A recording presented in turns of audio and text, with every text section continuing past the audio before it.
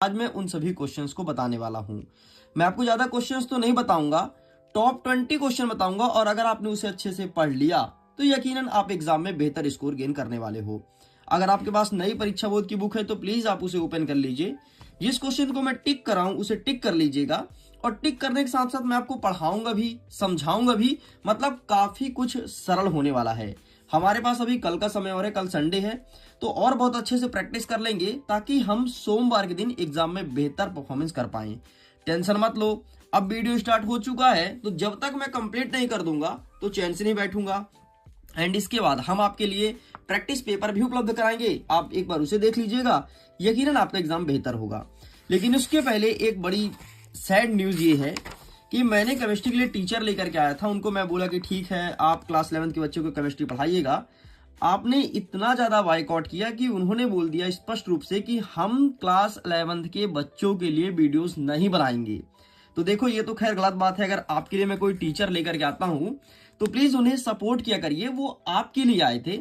अब मुझे नहीं पता उनके पढ़ाने का तरीका आपको कैसा लगा कैसा नहीं लगा, लेकिन बहुत ज्यादा बाइकआउट हुआ। उनका बार बार कहना था कि मैं वीडियोस नहीं बना रही उसके लिए, तो मैंने उन्हें फिर बोला कि नहीं नहीं ठीक है कंटिन्यू करो। तो फाइनली अब वो केमिस्ट्री का वीडियो शूट नहीं करेंगी, मेरे ही आवाज में तुम्हें वीडियोस देखने को मिलेगा जो कि तुम्हें पसंद था। तो टेंशन मत लो, अब हम शुरू से एक एक पार्ट को बहुत अच्छे समझेंगे। सबसे पहले हम देख लेते हैं हमारे केमिस्ट्री में कौन कौन चैप्टर्स आएगा। तो एक से लेकर के पूरा आ रहा है, केवल एक चैप्टर नहीं आ रहा, चैप्टर नंबर 7। मैं तो कहता हूं वाह एमपी बोर्ड वाले, इसे भी क्यों छोड़े, ये तो रेडॉक्स अपक्रिया और ही सरल है, इसे भी जोड़ देते। कुल मिलाकर की पूरी बुक आ रही है मेरे भाई, और पूरा बुक हमें अच्छे से पढ़ना है। ठीक है, तो चलिए शुरू करें फिर। चलो भाई हम शुरू करते हैं फटाफट अपनी क्लासेस को, और आज देखेंगे चैप्टर नंबर 1 से कौन कौन से क्वेश्चंस बन रहे हैं। तो यहां से स्टार्ट होता है हमारा चैप्टर नंबर 1। हमारे चैप्टर नंबर 1 का नाम है रसायन विज्ञान की मूल अवधारणाएं। ठीक है, basic concept of chemistry. Chemistry के बेसिक कॉन्सेप्ट्स को पढ़ेंगे। तो मैं जूम करता हूं ताकि आपका नजर टोटल ऑन स्क्रीन होना चाहिए, कहीं भटकना नहीं चाहिए, क्योंकि भयंकर बाइकआउट किए वास्तव है ना। चलो मैं जूम करता हूं। बाय द वे अब स्क्रीन विजुअल होगा, ठीक है, लेकिन ऐसा बाइकआउट मत किया करो यार, नहीं तो कोई टीचर नहीं आएगा यहाँ पर पढ़ाने के लिए। चलो आगे बढ़ते हैं। नेक्स्ट हमारा कह रहा है प्रश्न क्रमांक 1 कि मोल क्या है, इसे स्पष्ट करो। कुछ नहीं, तो मोल का जो संख्या है ना वो केवल याद रख लेना। तो एक मोल बराबर होता है 6.023 इंटू 10⁻23। बस केवल आपको यही याद रखना है। नेक्स्ट आपको याद रखना है कि सीमांत अभिकर्मक क्या होता है। ठीक है, तो इसे भी अच्छे से याद कर लीजिएगा। तो दोनों क्वेश्चन हमें अच्छे से तैयार करना है, बाकी कुछ मत करना, छोड़ देना।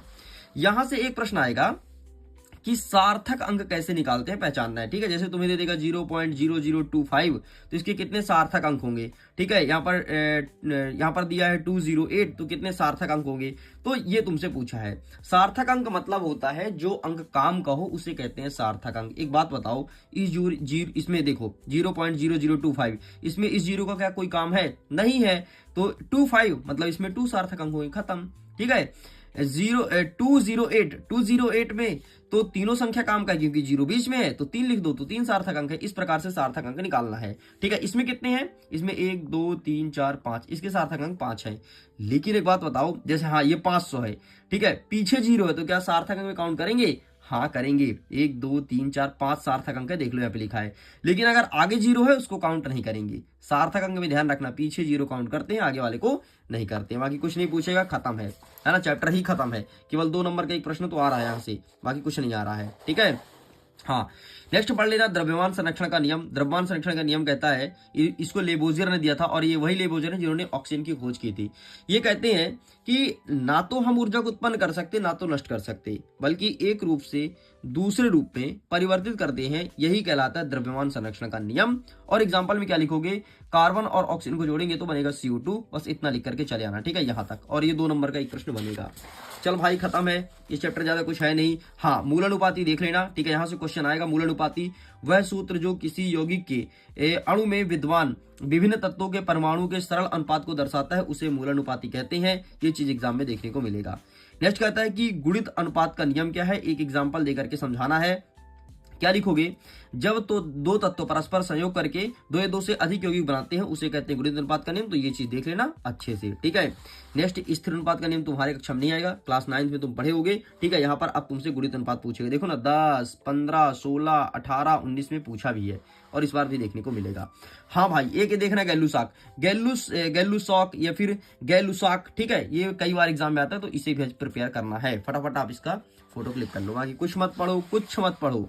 हाँ, एक चीज याद रखना, मोललता, मोलरता, इनका परिभाषा क्या होता है? भयंकर पूछता है यार, ये पता है जब हम लोग पढ़ते हैं तब से पूछता आ रहा है और एग्जाम में देखने को मिलेगा, ठीक। ये प्रिपेयर करना है। नेक्स्ट, मोलरता और मोललता में डिफरेंस क्या होता है, ठीक है। तो ये प्रिपेयर करना है, इसमें भी टिक कर लेना, बाकी कुछ नहीं पढ़ना है, छोड़ दो। एक अंतिम देख लेना, क्या देखोगे? डाल्टन का परमाणु सिद्धांत की मुख्य बिंदियां कौन कौन सी है ना। जॉन डाल्टन का परमाणु सिद्धांत 1808 में दिया था। तो ये कुछ बिंदु यहाँ पर लिखी गई, ये देखना है, बाकी पार्ट 1 खत्म, ठीक है। आगे देखते हैं चैप्टर नंबर 2 क्या कह रहा है कि परमाणु की संरचना। आइए देखते हैं यहाँ से कौन कौन से क्वेश्चन आएंगे, ठीक। यहाँ से फटाफट टिक कर लेते हैं। सबसे पहले हमें देखना है परमाणु की संरचना में से, यहाँ से कुछ नहीं, सब छोड़ दो, कुछ भी नहीं आ रहा सब छोड़ दो, ठीक है। यहाँ से भी कुछ नहीं आ रहा है। हाँ, हाइड्रोजन वर्ग के अनिश्चितता का सिद्धांत, ये तुम्हें देखना है, तो प्लीज टेक अ स्क्रीनशॉट, ठीक है। हाइड्रोजन वर्ग का अनिश्चितता का सिद्धांत क्या है, इसका गणितीय रूप लिखो। लेकिन गणितीय रूप कभी नहीं पूछता है, अनिश्चितता का सिद्धांत जरूर पूछता है। तो यहाँ तक हमें हमारे एग्जाम में देखने को मिलेगा, ठीक है जी। बाकी यहाँ से सब कुछ खत्म होता है। आगे बढ़ते हैं। नेक्स्ट कहता है कि इलेक्ट्रॉन के प्रमुख गुण लिखो, ठीक है। ये इलेक्ट्रॉन के गुण हमें बताना है कि कौन कौन से प्रॉपर्टीज होते हैं, ठीक है। बाकी कुछ मत करना। अच्छा, आज पता है क्लास 9 के उसका पेपर था साइंस का, तो वहां पर इलेक्ट्रॉन, प्रोटॉन, न्यूट्रॉन, मतलब इतनी छोटी चीज पूछा है ना, ये मैं कभी सोच नहीं सकता था। ये देखो जिस दिया ना प्रोटॉन के लक्षण, तो ये छोटी छोटी चीज भी पूछ रहा है, मतलब हमें पढ़ना पड़ेगा। एग्जाम ओरिएंटेड यही चीज कहलाते हैं मेरे भाई, एग्जाम ओरिएंटेड। तुम सुने होगे कि इस बार हमारे पेपर आएगा एग्जाम ओरिएंटेड, मतलब एग्जाम के बेस्ड के अकॉर्डिंग। तो ऐसे क्वेश्चंस देखने को मिल रहा है, लेकिन लिटरली पेपर का लेवल टफ है। जैसे बोला था ना कि इस बार 20% टफ आएगा, सच कह रहा हूं, आ रहा भाई। ना तो परीक्षा अध्ययन से पूरा पूरा पेपर आएगा, ना तो परीक्षा बोध से। अगर अध्ययन और बोध बस से पढ़ रहे हो तो तुम्हारे कितने नंबर आएंगे पता है? तुम्हारे 60% बन जाएंगे आराम से, 60%। बाकी अगर 100 चाहिए ना, तुम्हें एनसीईआरटी पढ़नी पड़ेगी। लेकिन अभी हम काम चला लेंगे, टेंशन मत लो, है ना। अभी हमारा ज्यादातर क्वेश्चन आ रहा है, मैं वार्षिक की बात कर रहा हूँ, अभी की नहीं। अभी तो बहुत सारे क्वेश्चन सही से आ रहे हैं। नेक्स्ट क्या कर रहा है कि पावली का वर्जक नियम क्या है, उदाहरण से देना है, ठीक है। 2022 और 23 में पूछा था, एंड ये इंपॉर्टेंट है, इसे भी अच्छे से प्रिपेयर करिएगा, ठीक है। नेक्स्ट क्या देखना है, N+L का नियम क्या होता है, ठीक। इसे प्रिपेयर करना। 1 हो गया, ये 2 हो गया, ठीक है। इसके बाद हाँ, ये नहीं, ये इलेक्ट्रॉन के गुण देखना है, 3 हो गया, ठीक है। और एक देखना है कैथोड किरणों। ये 4 प्रश्न आपको इसी पेज से पढ़ना है, मतलब ये पेज बहुत ज्यादा इंपॉर्टेंट है, बाकी कोई पेज इंपॉर्टेंट नहीं है। देखना अब तो वैसे ही उड़ेगा, ठीक। यहाँ से कुछ नहीं पढ़ना है, खत्म। यहाँ से पाउली का वर्जक नियम, हाँ, अवाहु का सिद्धांत देख लेना भाई, अवाहु का सिद्धांत देख लेना। सीधे 3 नंबर का प्रश्न आएगा तो आएगा, नहीं तो आएगा नहीं। अवाहु का सिद्धांत, ठीक, बाकी कुछ नहीं आएगा। नेक्स्ट एक क्वेश्चन और देख लेना कि सम इलेक्ट्रॉनिक आयन किसे कहते हैं। प्लीज आप इसका भी फोटो खींच लो, सम इलेक्ट्रॉनिक आयन। बाकी कुछ नहीं आएगा, खत्म। एक अंतिम देखना है, हुंड का नियम क्या है, ठीक है। हुंड क्या कहता है, वो इलेक्ट्रॉन को भरने का बताया था ना, कि पहले एक इलेक्ट्रॉन भरो एक बॉक्स में, फिर एक भरो, फिर जब एक पूरा भर जाए तब दोहराते जाओ। तो ये हुंड का नियम कहता है, ये चीज हमें करना है। आगे बढ़ते हैं। और कुछ है क्या? और कुछ है क्या? जी नहीं। रदरफोर्ड के परमाणु मॉडल की कमियां क्या है, पढ़ लेना, एग्जाम ओरिएंटेड चीज है, ठीक है। वैसे तो पूछा पहले ज्यादा छोटी कक्षा में, लेकिन अब भरोसा नहीं रहा सच में। अब तो एग्जाम ओरिएंटेड जो लगेगा वो सब पूछेगा। तो रदरफोर्ड के परमाणु मॉडल कमियां देख लेना, ठीक है। नेक्स्ट क्या देखना है, समस्थानिक और संभारिक में अंतर, तो ये डिफरेंस बिटवीन, ठीक है। तो इसे भी स्क्रीनशॉट ले लो, ठीक है। इतना खत्म करना है। अब इस चैप्टर से एक प्रश्न आएगा बड़ा वाला, वो कौन सा रहेगा? वो रहेगा बोर के परमाणु मॉडल, ठीक है। बोर का परमाणु मॉडल, ये तुम्हें प्रिपेयर करना अच्छे से, स्क्रीनशॉट ले लो फटाफट, ठीक है। अगर बुक है तुम्हारे पास तो देन बेहतर है, नहीं है कोई दिक्कत नहीं, आप इसका स्क्रीनशॉट लेते जाओ, ठीक। तो ये पहला प्रश्न हुआ जो बड़े वाले आएंगे। दूसरा क्या आएगा कि क्वांटम संख्या क्या है, ठीक है। तो 4 प्रकार की क्वांटम संख्या होती है ना, मुख्य क्वांटम संख्या, दुगंसी, चुंबकीय और चक्रण। ये चारों क्वांटम संख्या हमें अच्छे से प्रिपेयर करनी है, ओके जी। तो लो भैया फोटो खींचो इसका, ये रहा क्वांटम संख्या, ठीक। तो आप इसका फोटो खींच लीजिए, इस प्रकार से आपको चिपका देना है। आगे बढ़ते हैं। नेक्स्ट कह रहा है कि कक्ष और कक्षक में अंतर एंड डे ब्रॉगली का समीकरण, जिसे डी ब्रॉगली भी कहते हैं, ये चीज हमारे एग्जाम में देखने को मिलेगा, ठीक, चलो साइड करते हैं नेक्स्ट। बाकी यहाँ से कोई क्वेश्चन नहीं आ रहा है, छोड़ दो। आगे आ गया हमारा अध्याय नंबर 3। आइए देख लेते हैं यहाँ से कौन कौन सा क्वेश्चन आएगा। तो ज्यादातर क्वेश्चन चैप्टर नंबर 2 से आ रहा है, ठीक है, इसलिए ज्यादातर क्वेश्चन हमसे टिक कराया गया है। सारे क्वेश्चन को कर लेना, काफी इंपॉर्टेंट है, वहीं से देखने को मिलेगा ज्यादा प्रश्न। 3 नंबर क्या कह रहा है कि तत्व का वर्गीकरण एवं गुणों में आवर्तिता। आइए देखते हैं कौन कौन से क्वेश्चन यहाँ से बनेंगे। तो यहां से आपको क्या देखना है, सबसे पहले केवल देख लेना आधुनिक आवर्त सारणी का नियम। परीक्षा कुछ नहीं पूछेगा, नहीं पूछेगा रे, बता दिया ना। हाँ, विकर्ण संबंध क्या होता है, ये चीज कर लेना। विकर्ण संबंध किसे कहते हैं, उदाहरण देकर के समझाओ, ठीक है, एग्जाम में देखने को मिलेगा। ठीक, एंड ये रहा तुम्हारे सामने इसका पहला। अरे विकर्ण संबंध क्या है यार, सिंपल सा देखो, इसमें समझो एग्जाम्पल से। दूसरे आवर्त का पहला तत्व तीसरे आवर्त के एक अगले तत्व के साथ जो संबंध प्रदर्शित करता है, इसी को कहते हैं विकर्ण संबंध। खत्म, ठीक, इस प्रकार से। एंड ये नेक्स्ट 10वां नंबर टिक है, फ्लोरीन और क्लोरीन किसकी इलेक्ट्रॉन बंधुता उच्च होती है और क्यों, ये एग्जाम में देखने को मिलेगा। ठीक है, बाकी यहां से कुछ नहीं पूछेगा, खत्म है सब कुछ। ठीक, नेक्स्ट यहां से भी कोई क्वेश्चन नहीं बनेगा, तो आप इसे भी छोड़ देना। आगे बढ़ते हैं, मेंडलीव के आवर्त का नियम क्या है। ठीक है, डायवेराइडे का त्रिक नियम नहीं पूछेगा, मत पढ़ना। ठीक है, बाकी यहां से कोई क्वेश्चन नहीं आ रहा है। हाँ, परिरक्षण प्रभाव से आप क्या समझते हैं, ये आप प्रिपेयर कर लीजिएगा। ठीक है, आगे बढ़ते हैं। नेक्स्ट कुछ नहीं आ रहा है। नेक्स्ट आपको देखना है प्रश्न क्रमांक 11, पी ब्लॉक का तत्व किसे कहते हैं, इसके प्रमुख लक्षण लिखो। ठीक, तो ये रहा पी ब्लॉक का तत्व, आप इसका भी फोटो क्लिक कर लीजिए। ठीक है जी, आगे बढ़ते हैं। नेक्स्ट, संकर्ण तत्व और अंतर संकर्ण तत्व क्या है। ठीक है, ये केवल आपको पता होना चाहिए, एग्जाम में नहीं आएगा। ठीक है, बाकी यहाँ से कोई क्वेश्चन नहीं बन रहा है, आप इसे सब कुछ छोड़ दीजिए। लो भाई, पेज में सीधे पलट रहा हूँ, कुछ आ ही नहीं रहा है ना। ज्यादातर इंपॉर्टेंट आपके लिए चैप्टर नंबर 2 ही था।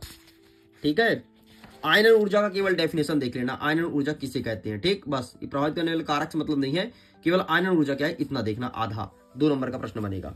ठीक है, अच्छा पहले पता है क्या पूछता था, सहसंयोजी वैन डर वाल्स, लेकिन अब नहीं पूछता है, अब उतना इंपॉर्टेंट नहीं रहा सहसंयोजी वैन डर वाल्स।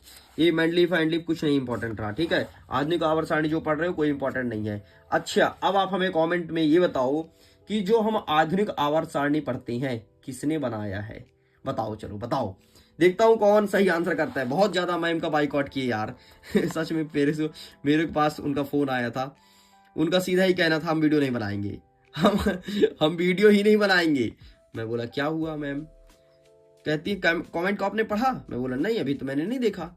बोले क्लास 11 के केमिस्ट्री वाले बच्चे तो क्या ही बताएं, हद कर दिए हैं, बार बार वो बोल रहे हैं हमको नहीं पढ़ना, मैं डिमोटिवेट हो रही हूँ, मुझे नहीं बनाना वीडियो। मैं बोला ठीक है मैं देखता हूँ। फिर मैंने तो कमेंट नहीं पढ़ा, उन्होंने आपके कमेंट का स्क्रीनशॉट लेकर के मुझे शेयर किया, ये देखिए कमेंट सर ऐसे आ रहे हैं। कोई बात नहीं, जो भी हो, चलो मैं आ चुका हूँ, मैं तुम्हें पढ़ाऊंगा भाई, तुम्हारी मुरादें पूरा कर रहा हूँ। तो खैर अब तुम एक प्रश्न का उत्तर दो, ये बताओ कि आधुनिक आवर्त सारणी को किसने बनाया था। एंड मैं वीडियो एंड करता हूँ। Thanks for watching.